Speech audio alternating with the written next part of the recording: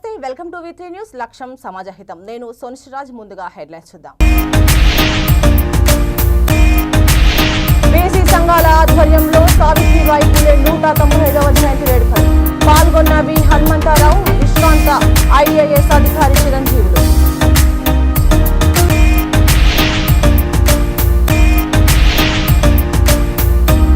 చలికాలంలో గుండె మెదడు శ్వాసకోశ సమస్యలపై వచ్చే ప్రమాదం వివిధ వ్యాధులపై అవగాహన కల్పించిన మెడికవర్ వైద్యులు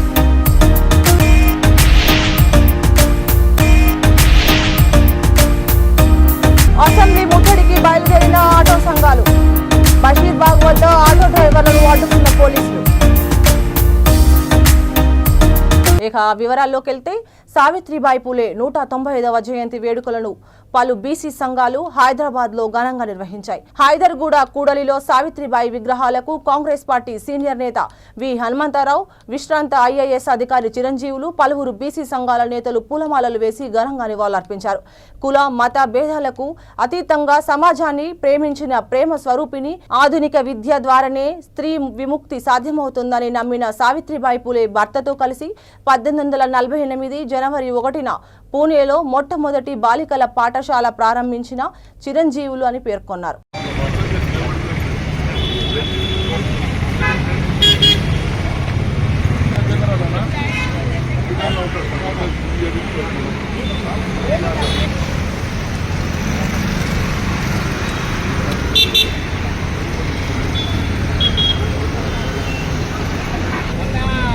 ఆయన అయ్యప్ప పూజ కట్టిండు ఇదేంటంటే సార్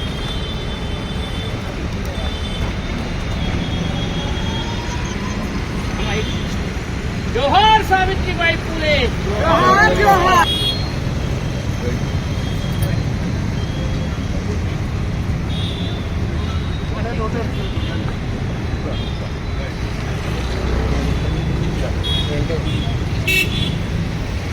अरे बुट्टी दिस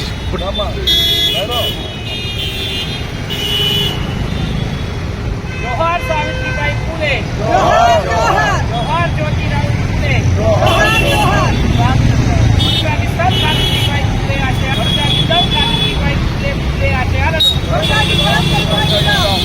ऐक्यता जोहार सावित्रीबाई फुले जोहार सावित्रीबाई फुले जोहार जोहार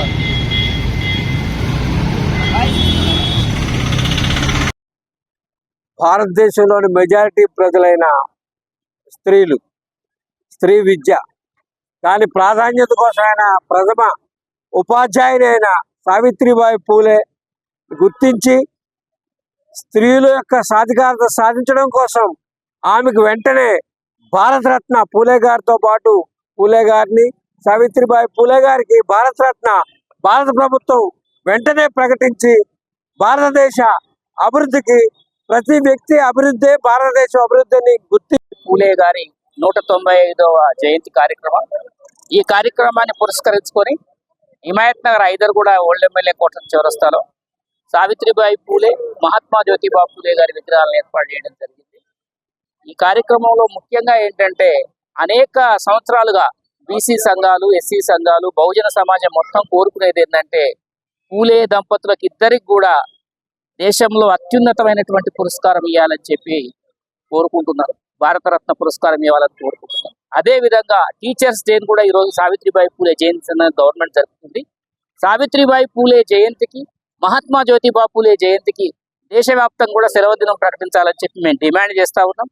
పూలే సావిత్రిబాయి, మాతా సావిత్రిబాయి పూలే, మహాత్మా జ్యోతిబా పూలే గారు వారి సేవలు ఈ దేశంలో ఎంతో అజరామరం. వాటి గురించి చెప్పదరం కాదనమాట.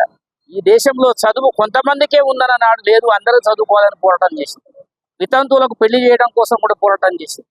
అనేక సామాజిక రుగ్మతల మీద పోరాటం చేసిన వాళ్ళే పూలే, మహాత్మా జ్యోతిబా పూలే, మాతా సావిత్రిబాయి పూలే దంపతులు. అందుకే డాక్టర్ బిఆర్ అంబేద్కర్ గారు కూడా వీరి గురించి చెప్పేటప్పుడు నాకు ప్రాచీన కాలంలో బుద్ధుడు, మధ్యయుగాల్లో సంత్ కబీర్, ఆధునిక యుగంలో మాత్రం మహాత్మా జ్యోతిబా పూలే నా గురువు అని చెప్పి ఆయన సగర్వంగా ప్రకటించుకుంటూ బాబాసాహెబ్ అంబేద్కర్ గారు. ఇటువంటి దంపతులకు భారతరత్న ఇవ్వాలని కేంద్ర ప్రభుత్వాన్ని డిమాండ్ చేస్తున్నాం. కేంద్ర ప్రభుత్వాన్ని అదే విధంగా పూలే సావిత్రిబాయి పూలే దంపతుల పేరు మీద పెద్ద చారిటీ కూడా ఏర్పాటు చేసి ఈ దేశంలో బడుగు బలహీన వర్గాలకు సేవ చేయాలని చెప్పేసి ఈ సందర్భంగా తెలియజేస్తున్నాము. జై పూలే. మహేశ్వరం మండలం రామచంద్రగూడ గ్రామాన్ని అన్ని రంగాల్లో అభివృద్ధి పదంలో నడిపిస్తానని గ్రామ సర్పంచ్ దేవి తౌరయ్య నాయక్ అన్నారు. నేను సర్పంచ్గా గెలిచిన వెంటనే డ్రైనేజ్ పనులు ప్రారంభించానని తెలిపారు. సర్పంచ్ కుమారుడు దేవేందర్ నాయక్ మాట్లాడుతూ గ్రామంలో డ్రైనేజ్ సమస్య లేకుండా చేస్తామని, అలాగే రోడ్లు, వీధి లైట్లు, సీసీ కెమెరాలు, వృద్ధులకు పెన్షన్, రేషన్ కార్డులు, ఇందిరమ్మ ఇండ్ల సమస్యలను పరిష్కరించేందుకు సహకరిస్తామని తెలిపారు. మా అమ్మపై విశ్వాసంతో ఓటు వేసి గెలిపించినందుకు గ్రామ ప్రజల నమ్మకాన్ని వమ్ము చేయకుండా ప్రజల సమస్యల పరిష్కారం కోసం నిరంతరం కృషి చేస్తామని తెలిపారు. నమస్కారం అండి. నా పేరు దేవేందర్. మా అమ్మ కాట్రావత్ దేవి, రామచంద్రగూడ సర్పంచ్. రామచంద్రగూడ ప్రజలందరికీ ప్రత్యేక ధన్యవాదాలు. మా అమ్మకి సర్పంచ్గా నియమించుకోవడం మాకు ఎంతో చాలా ఆనందాన్ని కలిగిస్తుంది. ఇప్పుడు మీరు గతంలో ప్రచారప్పుడు ప్రజల వద్దకు వెళ్ళారా? ప్రజలు చాలా మంది సమస్యలు అడుగుదని చెప్తుంటారు. ఆ సమస్యను దృష్టికి ఏం చేయాలనుకుంటున్నారు? మాకు ప్రజలు మా దృష్టికి తీసుకొచ్చింది అండర్ గ్రౌండ్ డ్రైనేజ్ ఒకటి, సీసీ రోడ్డు, స్ట్రీట్ లైట్లు, ఊర్లో సీసీ కెమెరాలు. ఇవి మాత్రం మాకు ప్రజలు మా దృష్టికి తీసుకొచ్చారు. మెయిన్గా సీసీ కెమెరాలు అయితే 100% ఊర్లో ఈ ఒక నెల 10 రోజులలో సీసీ కెమెరాలు అనేది ఫిట్ చేపిస్తున్నాం. అంటే ఇప్పుడు ఇవే కాక ప్రజలు గత పెళ్లి కూడా పాడు కానీ కుల సంఘాలు కానీ కేవలం దృష్టికి వచ్చాక మీరు ఎవరు చేయాలనుకుంటున్నారా?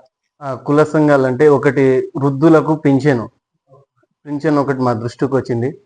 ఇంకోటి రేషన్ కార్డులు కూడా ఇంకా చాలా మందికి లేవు. కాంగ్రెస్ ప్రభుత్వం వచ్చిన తర్వాత రేషన్ కార్డులు వచ్చినాయి. అదేవిధంగా ఇందిరమ్మ ఇల్లు కూడా రామచంద్రగూడలో ఇప్పటికీ 26 ఇందిరమ్మ ఇల్లు శాంక్షన్ అయినాయి. ఇంకొక 10 నుండి 15 ఇందిరమ్మ ఇల్లు కూడా ప్రపోజల్లో ఉన్నాయి. అవి కూడా శాంక్షన్ అవుతున్నాయి.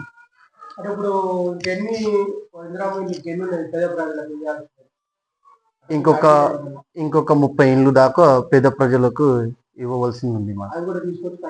అవి కూడా తీసుకొచ్చి కట్టగలుగుతాం. ఇప్పుడైతే ప్రజెంట్గా 26 ఉన్నాయి. 26 ఇండ్లు ఉన్నాయి. మేము కాంగ్రెస్ పార్టీ నుండి గెలిచి, మేము బీఆర్ఎస్ మా దగ్గర నుండి 6 మంది వార్డు నంబర్ గెలిచి. నేను 2వ వార్డు నుంచి పోటీ చేశాను. ప్రజలందరూ నాకు నమ్మకంతో ఓటేసి గెలిపించారు. నేను కాంగ్రెస్ పార్టీ నుంచి పోటీ చేశాను. మా సర్పంచ్ కాట్రావత్ దేవి తౌరయ్య నాయక్ వారిని ముందుకు నడిపించి వారి వెనకాల వారిని గెలిపించడానికి అన్ని విధాలుగా కృషించి సాధించాము. మా వార్డులో నాకు 45 ఓట్లు వచ్చాయి. మా వార్డులో నాకు ఒకరే పోటీగా వచ్చారు బీఆర్ఎస్ నుంచి. వారికి మీద 9 ఓట్ల మెజారిటీతో గెలిచాను. మా ప్రజలకు డ్రైనేజ్ సమస్యలు ఉన్నాయి. వాటిని ప్రభుత్వం మా గ్రామ పంచాయతీ దృష్టికి తీసుకొచ్చి దాన్ని పరిష్కరించడానికి అన్ని విధాలుగా ప్రయత్నిస్తాము. ప్రజలు అన్ని విధాలుగా వారి సమస్యలను పరిష్కరించడానికి అన్ని విధాలుగా ప్రయత్నిస్తాము. గ్రామ పంచాయతీని గ్రామాన్ని అభివృద్ధి చేయడానికి అన్ని విధాలుగా ప్రయత్నించి గ్రామాన్ని ముందంజలో తీసుకెళ్తాము. పార్టీ కూడా చాలా బలపరిచి అన్ని విధాలుగా దృఢంగా రాజకీయాన్ని ముందుకు తీసుకెళ్తాము. గ్రామ ప్రజలందరికీ చాలా ధన్యవాదాలు. రాజకీయం అంటే ఒక రణరంగం లాగానే జరిగింది మాకైతే. అది ఎప్పుడు చలికాలంలో గుండెపోటు, బ్రెయిన్ స్ట్రోక్, శ్వాసకోశ సమస్యలు వచ్చే ప్రమాదం ఎక్కువగా ఉందని కరీంనగర్ మెడికవర్ వైద్యులు తెలిపారు. శుక్రవారం సిరిసిల్ల ప్రెస్ క్లబ్లో చలికాలంలో వచ్చే వివిధ వ్యాధులపై అవగాహన కల్పించేందుకు ఏర్పాటు చేసిన విలేకరుల సమావేశంలో వారు మాట్లాడారు. చలికాలంలో రక్తం చిక్కగా మారడం, రక్తనాళాలు కుచించుకుపోవడం వల్ల గుండె, మెదడుపై ఒత్తిడి పెరిగి హార్ట్, బ్రెయిన్ స్ట్రోక్ వచ్చే ప్రమాదం ఉంటుందని వివరించారు. చలికాలంలో ఆల్కహాల్ సేవించడం, తక్కువగా నీళ్లు తాగడం కూడా ప్రమాదకరమని, షుగర్, బీపీ స్థాయిలు పెరిగే అవకాశం ఉందని చెప్పారు. అందరికీ నా నమస్కారం అండి. నా పేరు డాక్టర్ అనీష్. నేను గుండె వ్యాధి నిపుణులుగా పనిచేస్తున్నాను మెడికల్ హాస్పిటల్ కరీంనగర్లో. అయితే మనం చాలా తరచుగా చూసేది ఏంటి అంటే బ్రెయిన్ స్ట్రోక్ రావడం కానీ గుండెపోటు రావడం కానీ చలికాలంలో ఎక్కువగా జరుగుతుంది అన్నమాట. అది ఎందుకు అవుతుంది అనేసి మనకు చాలామందికి తెలియదు. ఎందుకు అవుతుందని ఫస్ట్ చలికాలంలో రక్తం అనేది చిక్కగా అవుతుంది. బాడీలో ఉన్న వేడిని బయటికి పంపించకుండా ఉండడం కోసము చేతిలో కానీ కాళ్ళు కానీ నరాలన్నీ సన్నగా స్ట్రైట్గా స్టిక్ అయిపోతాయి అన్నమాట. దానివల్ల కొంచెం బీపీ పెరిగి హార్ట్ మీద వెయిట్ పడుతుంది. దాంతోపాటు కొంచెం వాటర్ కంటెంట్ తాగడం తగ్గుతుంది. ప్లస్ ఈ చలికాలంలో మన దగ్గర చూసే ప్రాంతంలో ఏంటి అంటే చల్లగా ఉందని చెప్పేసి కొంచెం ఆల్కహాల్ తీసుకోవడం కానీ స్మోకింగ్ పెంచుతారు కొందరు, వేడి కోసం అనేసి తీసుకుంటారు. అది కూడా ఒక సమస్య అవుతుంది. దాంతోపాటు మనకి తెలియకుండానే నీళ్ళని తక్కువ తాగుతాం చలికాలంలో. సో కొంచెం రక్తం చిక్కగా ఉన్నా ఏదన్నా మళ్ళీ బ్లడ్ క్లాట్ అయ్యే అవకాశాలు ఎక్కువగా ఉంటాయి. మళ్ళీ చలి వల్ల బీపీ పెరగడం కానీ షుగర్ మీద ఎఫెక్ట్ పడడం కానీ జరుగుతాయి. వాటి వల్ల కూడా మనకి మళ్ళీ గుండె మీద రిటర్న్గా వెయిట్ పడే అవకాశాలు ఉంటాయి. ఇవన్నీ కారణాల వల్ల గుండెపోటు వచ్చే అవకాశాలు చలికాలంలో ఎక్కువగా ఉంటాయి అన్నమాట. కాబట్టి మనం వీలైనంత వరకు షుగర్ బీపీ ఉన్న వాళ్ళు బాగా కంట్రోల్ పెట్టుకోవడం కానీ, మందులు అసలు ఆపకుండా కరెక్ట్ తీసుకోవడం కానీ, ఫుడ్ పరంగా కొంచెం బయట తినే చలి పదార్థాలు అవి తీసుకోవడం తగ్గించుకోవాలి. ఎందుకంటే మనం జనరేషన్ హలో, నేను doctor Upender Reddy, consultant critical care. చెప్పాలంటే ఆల్రెడీ అందరూ మాట్లాడున్నారు. క్రిటికల్ కేర్ గురించి అనేది చాలామందికి ఐడియా ఉండకపోవచ్చు. అంటే మామూలుగా ఏమంటారంటే ఐసీయూ డాక్టర్ ఏమంటారు జనరల్ అంటే ఏం చేస్తారు రొటీన్ అనే కొన్ని అనుమానాలు ఉంటాయి అందరికంటే, అవగాహన అంత తక్కువ ఉంటుంది. కాకపోతే ఇదేంటి అంటే యాక్చువల్లీ ఐసీయూలో ఇప్పుడు మనం రొటీన్గా మా దగ్గర ఎన్ని ఐసీయూలు ఉంటాయంటే మా దగ్గర 4-5 ఐసీయూలు ఉంటాయి. ఒకటి మెడికల్ ఐసీయూ అంటారు, 2 సర్జికల్ ఐసీయూ ఉంటాయి, కొన్ని కార్డియాక్ ఐసీయూ ఉంది, న్యూరో సర్జికల్ ఐసీయూ, సిటీ అన్ని ఐసీయూ సపరేట్. అంటే ఏ రకమైన పేషెంట్స్ ఆ రకమైన ఐసీయూలోనే మేనేజ్ చేస్తాం. ఇప్పుడు మా దగ్గర ఎలాంటి టీం ఉంది ఎలా చెప్పాలంటే, మా దాంట్లో మేము 5 ఉన్నాం critical care doctors. Only ICU చూసుకునే వాళ్ళం 5 ఉంటాం. మొత్తం మెడికల్ హాస్పిటల్లో మొత్తం 30 మంది కన్సల్టెంట్స్ ఉంటారు. డాక్టర్స్ 45 మంది ఉంటారు మొత్తం హాస్పిటల్లో. ఇప్పుడు కరీంనగర్ మెడికల్లోనే 45 మంది డాక్టర్లు ఉంటారు. అందులో ఓన్లీ 30 మెంబర్స్ కన్సల్టెంట్స్ ఉంటారు. అందులో 5 doctors only exclusive for critical care, అంటే ఐసీయూ చూసుకునే వాళ్ళు 5 ఉంటారు. కాబట్టి ఈ అన్ని రకాల ఐసీయూస్లో అన్ని రకాల పేషెంట్స్ ఎట్లాంటి ఐసీయూలో ఉంటారంటే, కొంతమంది హార్ట్ అటాక్ వచ్చిన వాళ్ళు ఉంటారు. ముందుగా అందరికీ నమస్కారం అండి. ఈ వాల్యుబుల్ టైం మాకు ఇచ్చినందుకు థ్యాంక్ యూ. సో ఫస్ట్ ఏంటంటే, ఆల్రెడీ సార్ వాళ్ళు చెప్పినట్టుగా ఆల్రెడీ కొన్ని రిస్క్ ఫ్యాక్టర్స్ లేదా కోమార్బిడిటీస్, అంటే ఇప్పుడు చలికాలం రాగానే ఫస్ట్ ఎట్లా అంటే వెదర్ అనేది మన మీద ఒక ఇంపాక్ట్ ఆల్రెడీ క్రియేట్ చేస్తుంది. ఏంటంటే చలి వల్ల ఏంటంటే మనకు ఆస్తమా ఉన్న వాళ్ళ పేషెంట్స్కి ఆల్రెడీ ఆస్తమా వస్తుంది. అలాంటి పేషెంట్కి ఏదైనా గుండె జబ్బు ఉందనుకోండి, ఆస్తమా రావడం వల్ల గుండె మీద ఎఫెక్ట్ పడుతుంది. అది ఒకసారి వచ్చిందనుకోండి మళ్ళీ తర్వాత ఇన్ఫెక్షన్ చలికాలంలో ఈజీగా వచ్చే ఛాన్స్ ఉంటుంది. కామన్ కోల్డ్ ఇవన్నీ వస్తుంది. సో దానివల్ల ఇంకా టెక్నిక్. సో ఇవన్నీ వచ్చాయని చెప్పేసి తగ్గించుకుందాం అని చెప్పేసి ఆల్కహాల్, స్మోకింగ్, సో ఒక రిస్క్ ఫ్యాక్టర్ కాస్త 5 రిస్క్ ఫ్యాక్టర్స్ లాగా మారుతుంది. సో మిగతా సీజన్స్తో కంపేర్ చేస్తే ఈ 5 ఎఫెక్ట్స్ ఒకటేసారి పడేసరికి పేషెంట్కి ఎమర్జెన్సీకి వచ్చేసరికి ఎట్లాంటి సిచ్యువేషన్ ఉంటుందంటే, చాలా వరకు ఆర్గన్స్ అన్ని డ్యామేజ్ అయ్యి వస్తాయి. ఆస్తమా వచ్చిన పేషెంట్కి ఆస్తమా ట్రిగ్గర్ అవ్వడానికి ఏదో ఒక రీజన్ ఉండాలి. ప్రస్తుతానికి చలి ఒక రీజన్ అండ్ ఎలాంటి ఇద్దరు ఒక ఇన్ఫెక్షన్. సో అట్లా వచ్చిన తర్వాత అంతకుముందున్న ఈ గుండె జబ్బులు అవి కానీ ఇంకా పెరుగుతాయి సార్. సో అట్లాంటి వాళ్ళు ఎట్లా వస్తారంటే ఎమర్జెన్సీకి సడన్గా ఎక్కువగా ఆయాసపడుతూ కానీ, బీపీ ఒకసారి బాగా పెరగడం కానీ. మహేశ్వరం మండలం డబిల్గూడ గ్రామాన్ని అన్ని రంగాల్లో అభివృద్ధి చేస్తానని డబిల్గూడ గ్రామ సర్పంచ్ బుగ్గని యాదమ్మ అన్నారు. నేను ఎన్నికల ముందు ఇచ్చిన హామీలలో భాగంగా వాటర్ సమస్య తీరుస్తానన్న మాట ప్రకారం సర్పంచ్గా గెలిచిన వెంటనే గ్రామంలో బోరు వేసి నీటి సమస్య పరిష్కారం చేయడం జరిగిందని అన్నారు. త్రాగునీరు కోసం గ్రామంలో వాటర్ ఫిల్టర్ను ఏర్పాటు చేసి సోమవారం నాడు ప్రారంభిస్తానని తెలిపారు. డబిల్గూడ నుండి మాన్సన్పల్లి మెయిన్ రోడ్ వరకు ఎంపీ కొండ విశ్వేశ్వర్ రెడ్డితో మాట్లాడి రోడ్డు సమస్యను పరిష్కారం చేస్తానని సర్పంచ్ తెలిపారు. నాకు అవకాశం ఇచ్చి గెలిపించినందుకు వారికి పేరున ప్రత్యేక ధన్యవాదాలు తెలుపుతున్నానని అన్నారు. డబిల్గూడ గ్రామాన్ని ఆదర్శ గ్రామంగా తీర్చిదిద్దడానికి కృషి చేస్తానని సర్పంచ్ యాదమ్మ అన్నారు.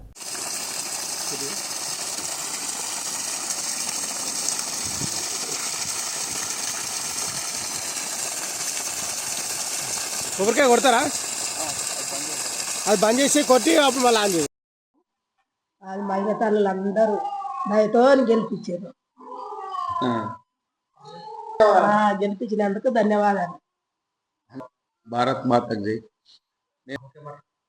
భారత్ మాతాకి జై. జై శ్రీరామ్. నేను నోటిఫికేషన్ వస్తున్నాగానే ప్రజలకు నేను ఓట్ల గురించి పోయినప్పుడు ఫస్ట్ గ్రామానికి నీళ్ళ సమస్య ఉంది, మీరు ఖచ్చితంగా మేము ఓటేసి గెలిపిస్తాము, మీరు నీళ్ళ సమస్య తీర్చాలని నన్ను కోరుకున్నారు. 101% నేను చేస్తానని చెప్పిన. ప్రమాణ స్వీకారం చేసిన తెల్లారే బోరేపించిన. వాటర్ ప్లాట్ కూడా 4-5 రోజులలో సోమవారం నాడు వాటర్ ప్లాట్ పూర్తి అయిపోతుంది. ఆ రోజు గ్రామానికి తిరిగా వాటర్ ప్లాట్ను అంకితం చేయాలని కోరుకుంటున్నాను. నేను బీజేపీ నుంచి గెలిచిన. నాకు అసలు పార్టీ లేదు. బీజేపీకి ఓటేసే వాళ్ళము. RSSలో పనిచేసేవాడిని 30 సంవత్సరాల నుంచి. భగవంతుడు 60 సంవత్సరాలకు మళ్ళా గ్రామానికి ఒక పెద్ద మనిషిగా నన్ను కోరుకొని ఈ గ్రామ ప్రజలు నన్ను ఎన్నుకున్నందుకు నా మీద నమ్మకం ఉంచి ఈ గ్రామానికి సేవ చేసే మరొక్కసారి భాగ్యం కలిగించినందుకు గ్రామ ప్రజలందరికీ పేరు పేరున ధన్యవాదాలు. జన్మ అంటూ ఉంటే మళ్ళీ డబుల్గూడలో ఉంటారని కోరుకుంటున్నా. బీజేపీ పార్టీ నుంచి. బీజేపీ పార్టీ మేము TRS 15 ఓట్లతోనే అనుకుంటా. రోడ్డు బాగాలేదు కదా, మీ ఊరికి వచ్చే రోడ్డు దాని అది కూడా కొండ విశ్వేశ్వరరెడ్డి గారితో మాట్లాడినాం మొన్న. ఆయన కూడా హామీ ఇచ్చిండు. ఒకవేళ నోటిఫికేషన్ రాకపోతే ఖచ్చితంగా గ్రామానికి రోడ్డు వేసే ప్రయత్నం 101% ఓకే చేసేసిండు. అది ఆయన దగ్గర పోతే ఈ ఒక్క నోటిఫికేషన్ లేకపోతే ఖచ్చితంగా రోడ్డు ఓకే అయిపోతుంది. ప్రజలు ఏ సమస్యలు ముందుకు వచ్చి పెద్ద మంచిగా ఎన్నుకున్నారు. నేను 95లోనే సర్పంచ్ కావాలి. అనివార్య కారణాల వల్ల నన్ను డ్రాప్ చేసారు మా పెద్ద మనుషులు, మా అన్ననే. కాకపోతే ఆ రోజున్న ఆదరణ కంటే గొప్ప ఆదరణ ఇచ్చి మళ్ళీ ఈరోజు ఆ రోజు 30 సంవత్సరాల తర్వాత మళ్ళీ నన్ను సర్పంచ్గా గెలిపించి ఈ గ్రామాన్ని నా చేతులు పెట్టారు. వాళ్ళ నమ్మకాన్ని ఖచ్చితంగా ఒమ్ము చేయకుండా ప్రతి సమస్య పరిష్కరించి గ్రామాన్ని ఆటో డ్రైవర్ల సమస్యలు పరిష్కరించాలని డిమాండ్ చేస్తూ ఆటో సంఘాల అసెంబ్లీ ముట్టడికి బయలుదేరారు. కాంగ్రెస్ పార్టీ ఎన్నికలలో ఆటో డ్రైవర్లకు ప్రభుత్వం ఇచ్చిన హామీలను వెంటనే అమలు చేయాలని, ఆటో డ్రైవర్ల ప్రమాద బీమాను వెంటనే రెన్యువల్ చేయాలని, మహాలక్ష్మి పథకం వల్ల జీవనాధారం కోల్పోతున్న ఆటో డ్రైవర్లను ప్రభుత్వం ఆదుకోవాలని డిమాండ్ చేశారు. ఆటో సంఘాల నేతలు బషీర్బాగ్ వద్దకు చేరుకోగానే వారిని పోలీసులు అడ్డుకున్నారు. ఆటో డ్రైవర్లపై కాంగ్రెస్ ప్రభుత్వం మొండి వైఖరి నశించాలంటూ నినాదాలు చేస్తూ ఆటో డ్రైవర్లు తమ నిరసనను వ్యక్తం చేశారు.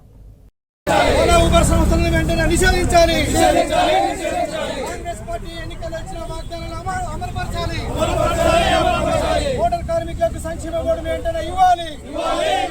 సంవత్సరానికి 12,000 రూపాయలు ఇవ్వాలి. సంవత్సరానికి 12,000 రూపాయలు ఇవ్వాలి. మహాలక్ష్మి పథకం ద్వారా నష్టపోతున్న వారికి 6,000 వృత్తి ఇవ్వాలి. ఆటో మోటార్ కార్మికుల ఐక్యత. మోటార్ కార్మికుల ఐక్యత. కాంగ్రెస్ పార్టీ మూర్ఖత్వం నశించాలి. మూర్ఖత్వం నశించాలి. ఇచ్చిన హామీలు అమలు చేయకపోవడమా, సిగ్గు చేయకపోవడమా, ఇచ్చిన హామీలు అమలు చేయకపోవడమా, ఎన్నికల్లో ఆటో డ్రైవర్లకు ఇచ్చిన హామీలు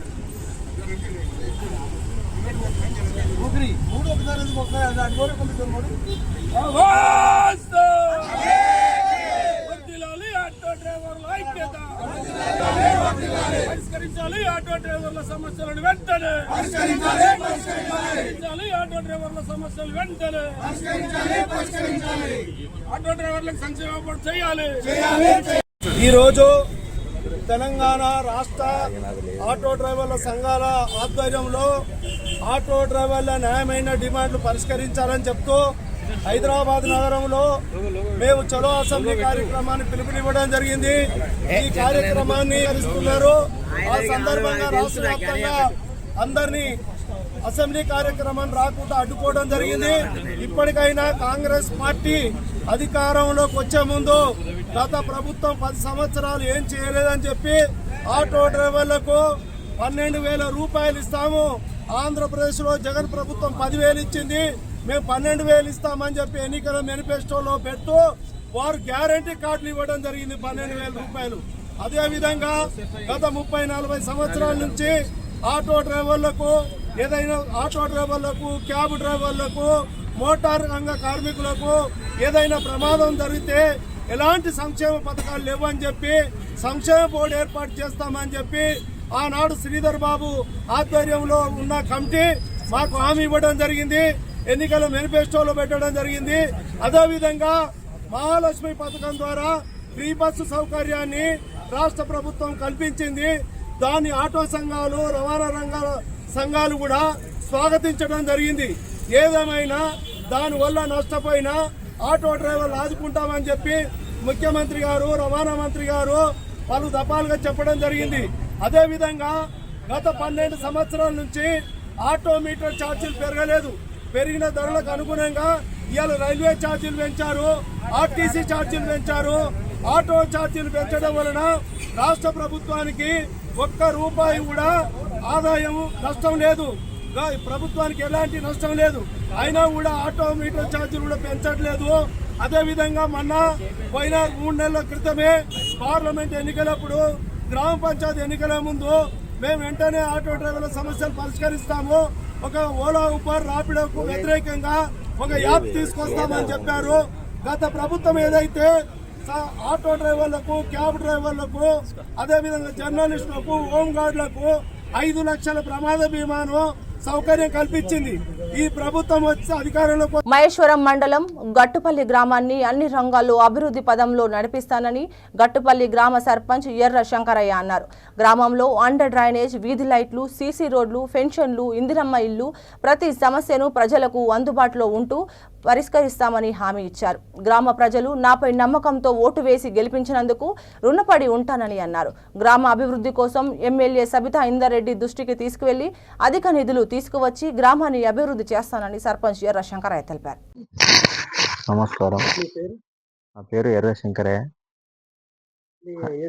ఎన్నికలు ఇటీవల గెలిచింది కదా, గట్పల్లి గ్రామ పంచాయతీ పరిధిలో నా పేరు ఎర్ర శంకరయ్య అని అంటారు. ఎన్ని ఓట్లతో గెలిచింది? 187 మెజార్టీతో గెలిచినాను.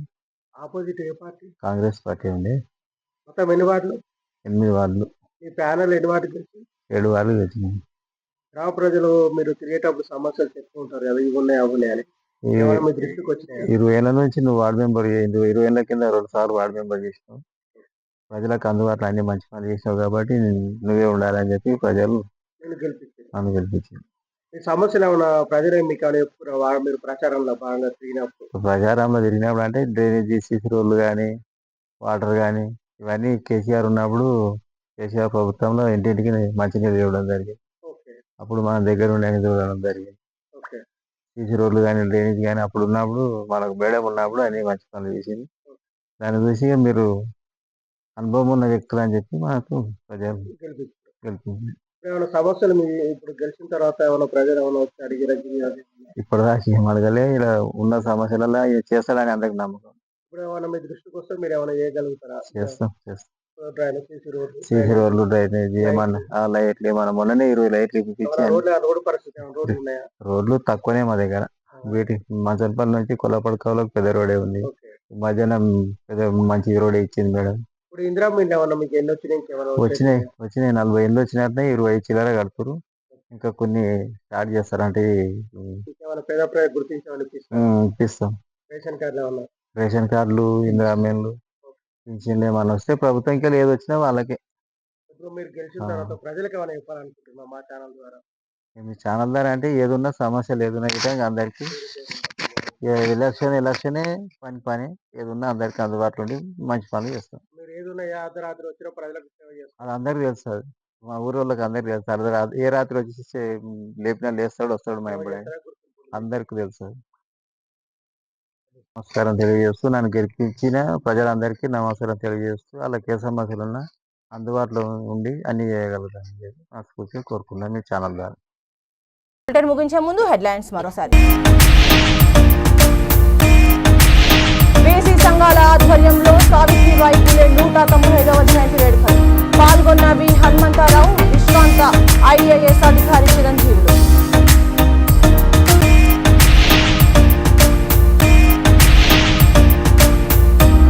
చలికాలంలో గుండె, మెదడు, శ్వాసకోశ సమస్యలపై వచ్చే ప్రమాదం. వివిధ వ్యాధులపై అవగాహన కల్పించిన మెడికవర్ వైద్యులు.